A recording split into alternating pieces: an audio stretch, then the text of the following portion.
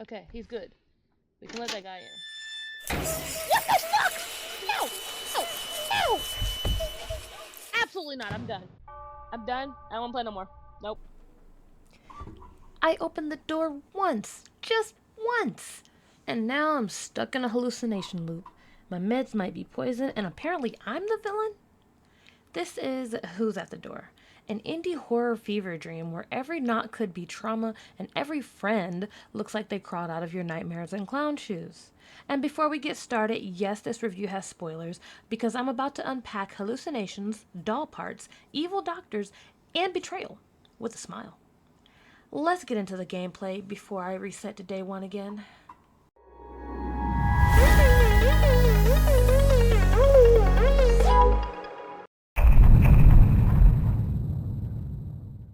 Who's at the Door is a short, snappy psychological horror game with a deceptively simple mechanic. Survive 8 days inside your apartment while battling hallucinations. Each day, someone knocks, and sometimes it's real and sometimes it's not. If the hallucination disappears, you're good to go. Open a door. If it lingers, pop those meds. You mess up, you either faint or reset to day one. Or worse, open the door to the wrong one and boom, back to the beginning.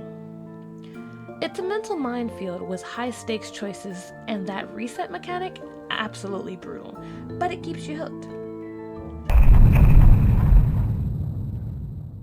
At first, it's simple. You're a psych patient, locked in, trying to manage your condition.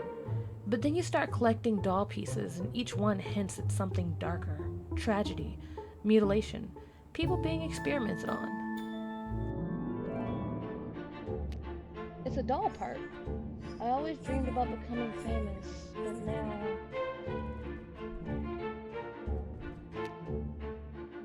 I met Dory at a bar across from Then the TV turns on.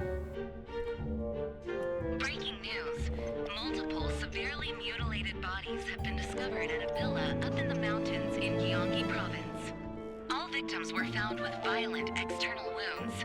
Police are conducting search operations, considering the possibility that additional missing persons may still be alive. In particular, given the discovery of various medical instruments at the villa, investigators are focusing on the possibility that the suspect may be a practicing physician. And now there's news of a mad doctor performing grotesque surgeries on helpless victims. And suddenly you start to wonder, am I his victim? Was I kidnapped? Is this apartment a safe space or a lab cage? Between the disturbing cutscenes, the dog clues, and the nightmare-fueled visitors, your reality starts unraveling. You think you're just surviving your mental health, but really, you're surviving a story you don't even know you wrote. So I thought I was just a shut-in trying to survive 8 days of hallucinations and bad vibes, right? I was taking my meds, dodging freaky visitors, collecting creepy little doll parts like it was trauma Pokemon. Then comes day 8. I finally leave the apartment. And what happens? Bam! Back to the head. I wake up strapped to a chair. The friendly visitors? Not friendly. They're victims. Turns out you are the doctor. Those meds, poison, the hallucinations, guilt, the disfigured people at the door, they look like that because you made them that way.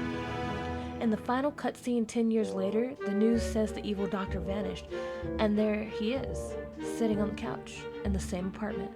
Just a new face. A face they mutilated the same way he did to them. Poetic justice with a side of psychological horror, 100%. The aesthetic, retro paranoia. The sound design, whispers, static, and dread. The vibe, comically grotesque, like if Salvador Dali designed your Amazon delivery driver. Every visitor that knocks is creepier than the last. The hallucinations, horrifying. And somehow, the apartment never feels the same twice. It's a prison, a purgatory, a psych ward built from guilt.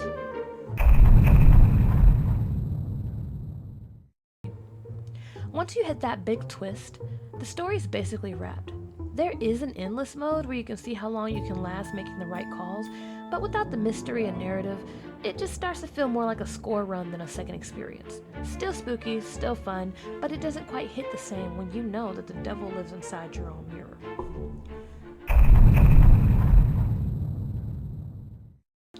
giving Who's at the Door a 9 out of 10. The gameplay loop is tight, the slow burn story is brilliant, and that twist had me clutching my pearls and yelling at my screen.